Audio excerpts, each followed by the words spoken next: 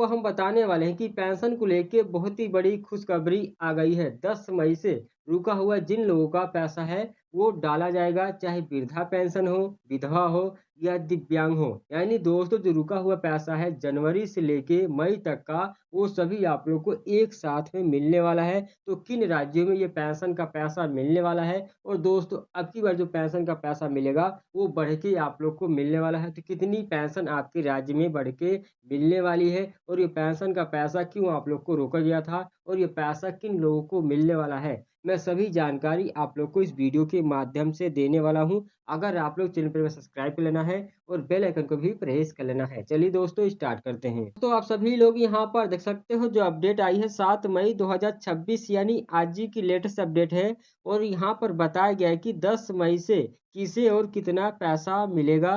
बिहार सरकार 10 मई 2026 से पेंशन की जो रुकी हुई किस्त है उसका भुगतान शुरू करने जा रही है। यानी दोस्तों कुल जो राशि है अधिकांश लाभार्थियों को मार्च और अप्रैल महीने का पैसा एक साथ दिया जाएगा। यानी दोस्तों जिन लोगों का पैसा मार्च और अप्रैल का रुका हुआ है बिहार राज्य में उन सभी लोगों को मिलने वाला है। और दोस्तों यहाँ पर 1100 रुपये प्रतिमाह के हिसाब से यानी आप लोग को 2200 रुपये की राशि लाभार्थियों के खाते में भेजी जाने वाली है। दोस्तों डबल पेंशन का पैसा दिया जाएगा।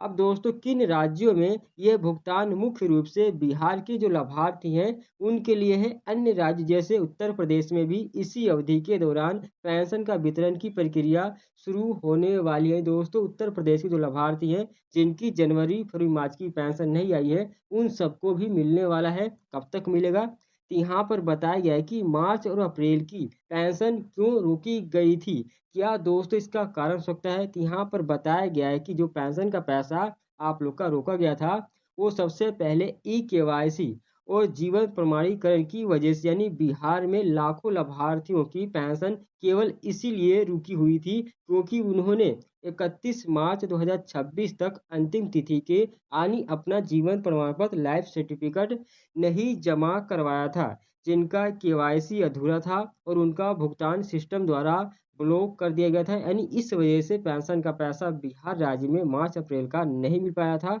और दोस्तों इसके अलावा और भी कारण है आप लोग को बताया गया है। बजट की कमी यानी रिपोर्ट के अनुसार वित्त वर्ष के अंत में सरकारी खजाने की जो राशि है उसकी कमी हो गई थी। और दोस्तों कारण है कि भुगतान में देरी हुई है। अब दोस्तों सरकार भारतीय रिजर्व बैंक यानी आरबीआई से कर्ज लेकर और दोस्तों नए बजट आवंटन के माध्यम से यह पैसा जारी कर रहा है। यानी आप लोग को आरबीआई से कर्ज लेके यह पैसा आप लोग को दिया जा रहा है। यानी नया बजट दोस्तों पेश होने के बाद यह पैसा आपके खाते में आएगा 10 मई से।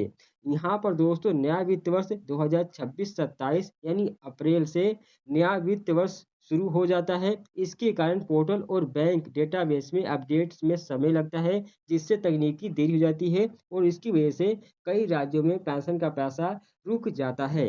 अब दोस्तों बात करते हैं क्या पेंशन बढ़ की गई है। यानी दोस्तों जो पेंशन आप लोग को मिलने वाली है क्या बढ़ गई है।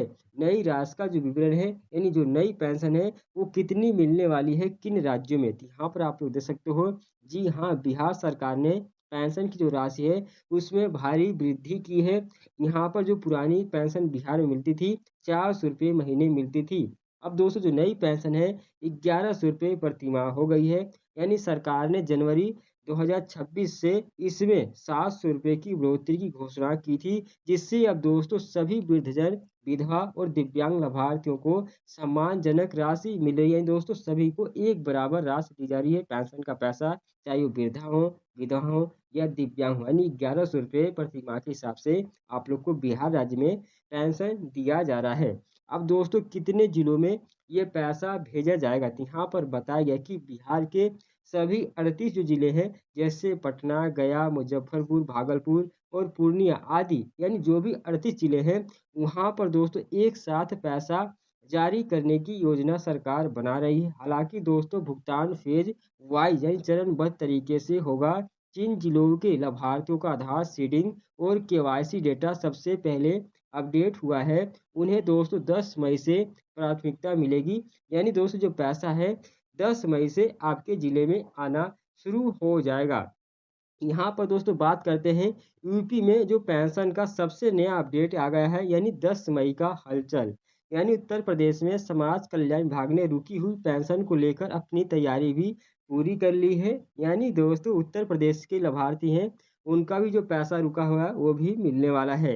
यानी कई जिलों में 10 मई से लेकर 15 मई के बीच की पेंशन रुकी हुई जो किस्त है भेजने की प्रक्रिया शुरू होने वाली है। दोस्तों किन लोगों को ये पैसा मिलेगा?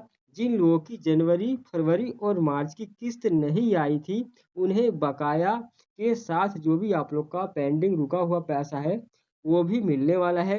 कुल जो राशि है, यानी अगर आपकी 3 महीने की पेंशन रुकी हुई होगी, यानी 3000 रुपये आप लोग की जनवरी, फरवरी, मार्च की, और दोस्तों 45 रुपये आप लोग को अप्रैल, मई, जून की। यानी आप लोग को बड़ी राशि एक साथ खाते में आ सकती है। अगर दोस्तों ये पैसा आप लोग को 10 यानी मई के महीने में नहीं मिलता है, तो आप लोग को जो जून में मिलने वाली किस्त है अप्रैल, मई, जून की, उसके साथ में आप लोग को ये पैसा यानी 3000 रुपये से लेके 45 रुपये यानी आप लोग को 7500 रुपये मिलेगा, दोनों किस्तों का पैसा मिलाकर एक साथ में ही।